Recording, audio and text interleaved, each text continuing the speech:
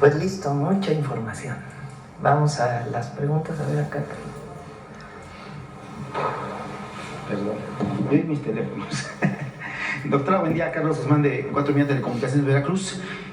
Pues de inicio a hablar con Pepe, justamente esas reformas. La empresa donde yo trabajo pertenece a la Cámara de Radio y Televisión, la CIRT. Es de inicio preguntarle sobre ese tema de los espectros. Se estipula en uno de los foros, hubo una conclusión donde estuvo el presidente de la Cámara, que hablaba sobre el tema de las FMs. En este caso, la industria de radio y televisión está muriendo en el caso de la radio por el tema de no ha habido la migración de AMs a FMs.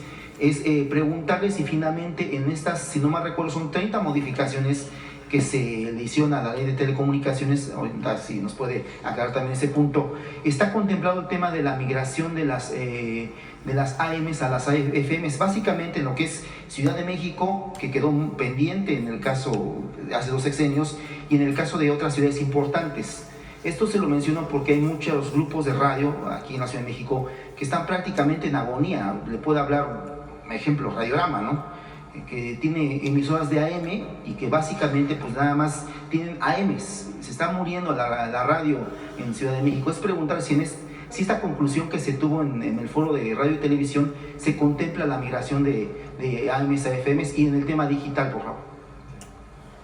Muy rápido, presidente. Sí, es un tema que hemos platicado con la CIRT, como tú lo mencionas, y que sabemos que es una inquietud entre radiodifusores. Es parte, digamos, es algo que se detallará en los lineamientos, pero es parte de un proyecto, digamos, que se contempla dentro de la ley importante de reordenamiento del espectro radiofónico, ¿no? Entonces, por supuesto, está considerado, pero todos los detalles operativos estarán detallados en los lineamientos, y estamos en comunicación constante y mucha coordinación con el sector y con la Cámara. Oiga, y aprovechando que está en el uso de la voz, nos decía ayer Ricardo Monreal, se quejaba de que no han llegado algunas iniciativas, entre ellas, todo parece indicar, salvo que haya pasado en las últimas horas, la nueva de telecomunicaciones. ¿Nos puede comentar si ya se mandó o no se mandó? Sí, ya se mandó, está en el Senado, pero digamos revisó en qué parte del proceso legislativo se encuentra. Y finalmente, por el tema político, yo sé que no le toca mucho a usted, se mencionaba que era una ley censura y lo del artículo, si finalmente pudiese estar tranquila la población, si esta ley ya finalmente no es una ley censura, como se había mencionado en el tema técnico, porque obviamente el tema político no lo ubica. Nunca fue una ley censura. El artículo 109 que hablaba de apagar plataformas estaba referido a un artículo de la ley del IVA. Eso era un tema estrictamente fiscal, no era un tema de qué opinión manifiesta alguien en una red social, ¿no? Ahora, para evitar confusiones, como adelantaba la presidenta, pues se elimina, ¿no? Pero digamos, yo dejo a la reflexión un mecanismo privilegiado de manifestación de ideas, de adquisición de información, de acceso a educación, en fin, de todo lo que integra el ejercicio de la libertad, que es contraria a la censura, pues es el acceso a Internet. Una ley que busca democratizar el acceso, garantizar que muchos más millones de mexicanas y mexicanos accedan a este mecanismo, pues es una ley que justamente va en el sentido contrario, ¿no? De ampliar quienes pueden ejercer su derecho, en este caso pues vía Internet, ¿no? Pero no hay ninguna censura, nunca la hubo y no la habrá jamás, ¿no? Muchas gracias. Gracias, Pepe. Pues en un tema, doctora, de las iniciativas, por ahí nos comentaba Ricardo Monreal, no alcancé a llegar al Senado en la tarde a tiempo, ya había acabado la sesión, pero nos comentaba que hay varias iniciativas que no han llegado, que no tienen materia para poder registrar. Bueno, todas las que leí ayer están en el Senado o en la Cámara de Diputados. Esta, por ejemplo, se había enviado, se hicieron las mesas de trabajo y las modificaciones vienen directamente del Senado de la República, en un trabajo que se hizo conjuntamente con el gobierno, en particular con la Agencia de Transformación. Todas las iniciativas ya nuevas están o en la Cámara de Senadores o en la Cámara de Diputados. Las iniciativas que ya no entraron al periodo extraordinario por el tiempo en que se enviaron son las que se derivan de la reforma al Poder Judicial. Esas pues van a tener su trabajo en comisiones y probablemente se irán hasta septiembre, el periodo ordinario. Segundo tema, el día de ayer hubo una polémica con este tema del cumpleaños y muchos mensajes de felicitación. Hubo uno de la esposa del presidente López Obrador, Beatriz Gutiérrez Müller. Por ahí creo que se le fue una palabrita. Hubo mucha controversia, incluso muchos adversarios a usted pues la utilizaron. ¿Qué puede comentar de eso? Quiero mucho a Beatriz, la verdad. Es una mujer extraordinaria, inteligente, muy culta, así que más bien le agradezco la felicitación. Y ya para terminar, un tema que estamos viendo en las últimas horas, hubo una masacre en Guanajuato, hubo 10... Sí, lamentablemente ocurrió. En un rato van a enviar información el Gabinete de Seguridad. Sí, es un lamentable pues homicidio múltiple y se está en investigación. Le comento esto porque en el caso de Guanajuato y Chiapas hay dos paralelismos que según he podido ver. En los dos casos, las policías locales se ha contratado a exelementos de lo que es la antigua Policía Federal. En el caso de lo que es el estado de Chiapas, con el grupo Pacal, el Jaguar, como conocemos en el Senado, Eduardo Ramírez, tiene un índice muy alto en cuanto al tema de recuperación de seguridad en la parte básicamente de lo que es Chiapas, pero también frontera con Guatemala. Es preguntarle si este tipo de policía usted la buscaría replicar en el caso de Guanajuato, que tiene el mismo modelo que han contratado Policía Federal, pero incluso ya se les llama de nombre despectivo porque es justamente la policía local, la ex Policía Federal, que está incluso coludida con lo que es los grupos criminales. Buscaría replicar el modelo de Chiapas, que hasta donde yo sé ha sido muy efectivo en el tema de la Fuerza Pacal, en el estado de Guanajuato o en algún otro estado. En el caso de Chiapas, y lo tienen distintos estados de la República, las policías estatales tienen cuerpos especiales para ciertos operativos. Estos cuerpos, digamos, tienen algo bueno, porque son policías más preparados, con ciertas características que pueden atender asuntos incluso de delincuencia organizada. En términos estatales, en la prevención, en el caso de Chiapas, ayudaron a varios filtros que había de delincuencia organizada que ya fueron abiertos. Hay que tener cuidado también con este tipo de cuerpos en las policías, porque no pueden sobrepasar las atribuciones que tienen. Aquí en la Ciudad de México, por ejemplo, hay un cuerpo especial que se llama Zorros, que viene de hace mucho tiempo, que está muy preparado, que ayuda en operaciones especiales, pero que está también pues, en un marco muy acotado, digamos, para que no se convierta en un asunto contra la población, sino de prevención y ayuda a la población. En Guanajuato es otra cosa. Guanajuato, pues, hay una historia ahí de la policía de Guanajuato, y en este caso, viene disminuyendo los homicidios en Guanajuato. En este caso, en realidad, fue un enfrentamiento, pero lamentablemente fallecieron niños. Entonces, es muy lamentable lo que ocurrió, se está haciendo la investigación y se va a seguir trabajando ahí en conjunto con la gobernadora, hasta donde se puede trabajar conjuntamente, y también las fuerzas federales haciendo su trabajo. A ver, aquí atrás, que te quedaste ayer. Gracias, buenos días, presidente. Natalia Vitela, de Grupo Reforma. Quiero comentarles, se han publicado un par de notas en el diario sobre el caso Kondo, este caso tan escandaloso sobre corrupción en España. Y bueno, lo que publicamos es que algunos funcionarios de este caso viajaron a México durante el sexenio del expresidente Andrés Manuel López Obrador y tuvieron contacto con funcionarios mexicanos, con funcionarios de Morena, y pues tuvieron contratos con empresas, más bien las empresas españolas obtuvieron contratos para la obra del Tren Maya, gracias a estas relaciones con los funcionarios. Entonces, quiero preguntarle si se va a abrir alguna investigación, si hay pues, posibles sobornos de estas empresas españolas a funcionarios mexicanos para obtener la participación en el proyecto del Tren Maya, dado estos antecedentes que hay de estas empresas y de este caso Koldo, y si no, si se va a abrir esta investigación.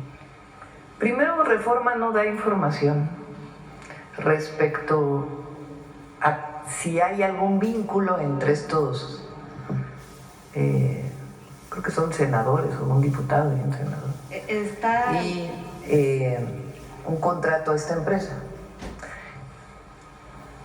Mencionan un tema, mencionan el otro y se hace ustedes a partir de como si hubiera habido ahí algo que tuviera que ver. Eso es lo primero, porque sí es importante el derecho a la información.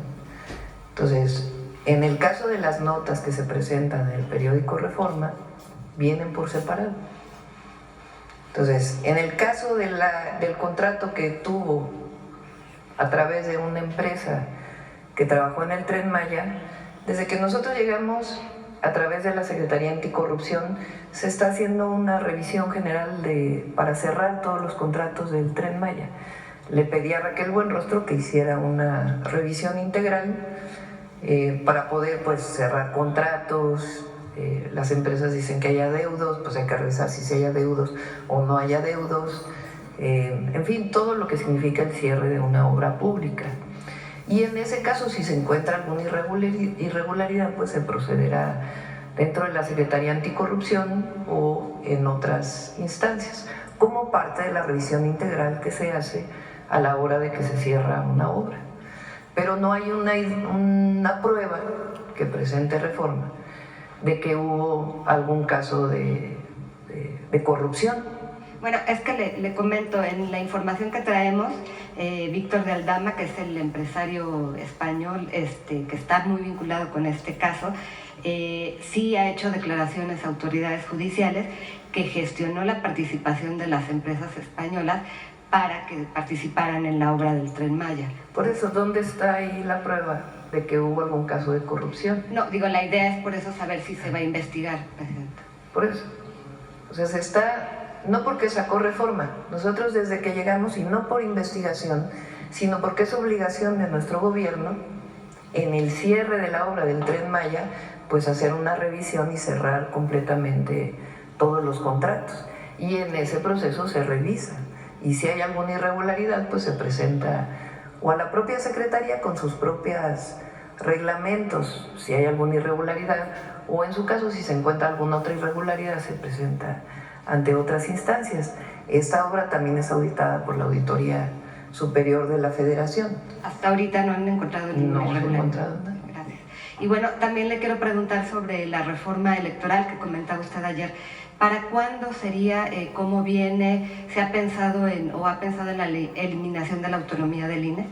No, el INE sigue como organismo autónomo, tiene que seguir así, pero es mucho recurso el que gasta el pueblo de México, el que destina el pueblo de México para elecciones. Queremos que siga habiendo elecciones limpias, democráticas. Es falso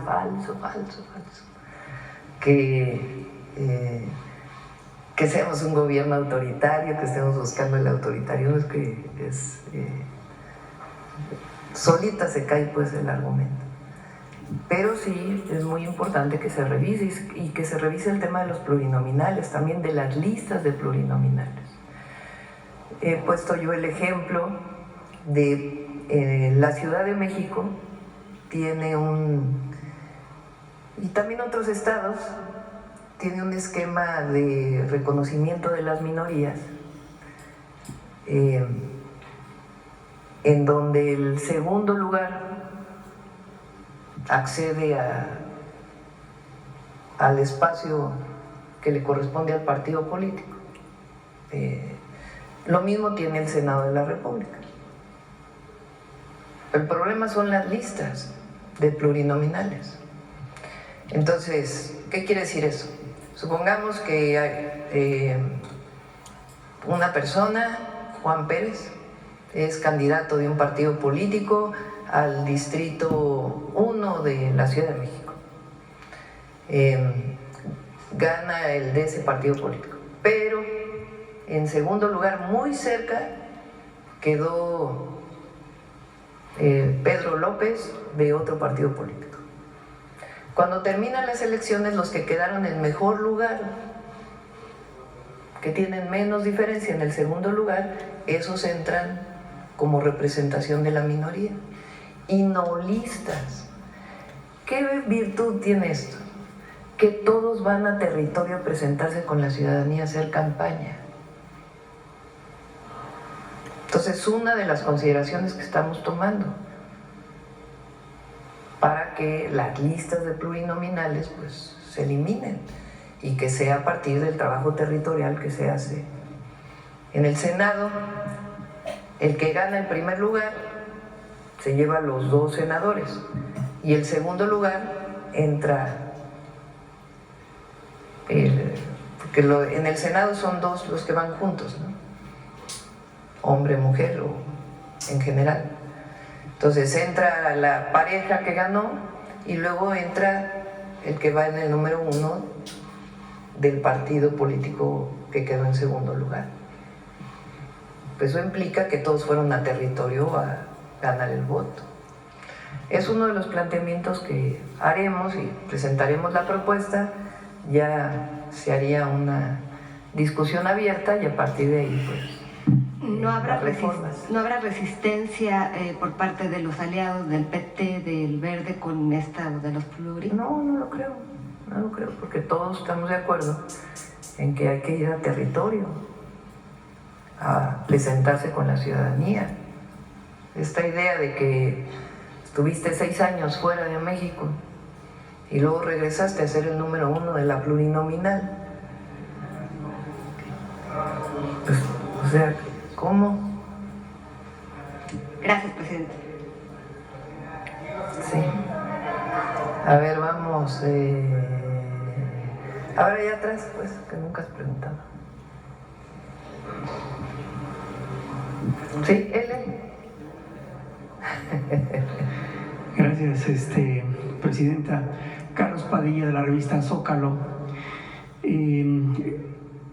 Durante los conversatorios en el Senado participamos como revista Zócalo para argumentar algunos temas sobre la ley de telecomunicaciones, y ahí consideramos que hace muchos años veníamos demandando mayores recursos para los medios públicos, Canal 22, Radio Educación, Canal 14, Canal 11, entre otros, y también de los estados. A veces los gobernadores olvidan los presupuestos para sus emisoras en los estados. Ahí lo comentamos frente a los senadores, a quienes también dijimos que el año pasado, que este año se les redujeron los presupuestos a los medios públicos. Entonces, los medios públicos son el contrapeso a las empresas privadas que generan desinformación, campañas falsas y todo esto que atestiguamos regularmente, como un comentarista de TV Azteca insulta y manda groserías a nivel nacional. Entonces, pero hay censura, ¿no? Es lo que dicen. Entonces, no vimos si en esta propuesta o en que mandan ustedes al Senado mayores presupuestos para los medios públicos. Nosotros lo sugerimos en ese momento en el Senado, y entonces no sé si sería conveniente que nos aclararan si hay alguna posibilidad de incrementar esos recursos públicos o ese presupuesto a los medios públicos, por esa necesidad que tienen las audiencias a nivel nacional de recibir, de ejercer su derecho a la información, ¿sí? Y también de recibir información verídica. Entonces no sé si pudiera decirnos qué están pensando con relación a los presupuestos del próximo año para los medios públicos, por favor. del año pasado a este hay una reducción porque el año pasado hubo un presupuesto especial para las antenas, particularmente Canal 11. Entonces, este año ya no es tan alto el presupuesto